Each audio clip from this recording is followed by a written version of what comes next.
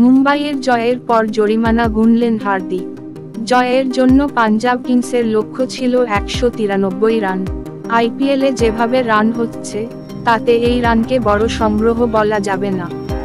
তবে জাসপ্রীত বুমরাহ জেরাল্ড কোয়েটজে জুটি নতুন বলে রীতিমতো আগুন ঝরালেন। তাতে মনে হয়েছিল মুম্বাইয়ের রান পাহাড়ে চাপা পড়তে যাচ্ছে পাঞ্জাব। তবে আশুতোষ ও শশাঙ্কের শেষের ঝড়ে ম্যাচ জমিয়ে তুলে পাঞ্জাব। হিসেব নিকেশ করেই বোলিং করতে হয়েছে মুম্বাইকে, তাতে নির্ধারিত সময়ে ওভার শেষ করতে পারেনি হার্দিক পান্ডিয়ার দল। মুম্বাইয়ের জয়ের দিনে স্লো ওভারটেকের কারণে শাস্তি পেয়েছেন হার্দিক। এক বিবৃতিতে এ তথ্য জানিয়েছে আইপিএল কর্তৃপক্ষ। স্লো ওভারটেকের কারণে মোট 12 লাখ রুপি জরিমানা গুনছেন হার্দিক। বিবৃতিতে আইপিএল কর্তৃপক্ষ বলেছে, মুল্লানপুরে পাঞ্জাব কিংসের বিপক্ষে মুম্বাই ইন্ডিয়ান্সের স্লো ওভারটেকের কারণে মুম্বাইয়ের অধিনায়ক হার্দিক পান্ডিয়াকে জরিমানা করা হয়েছে।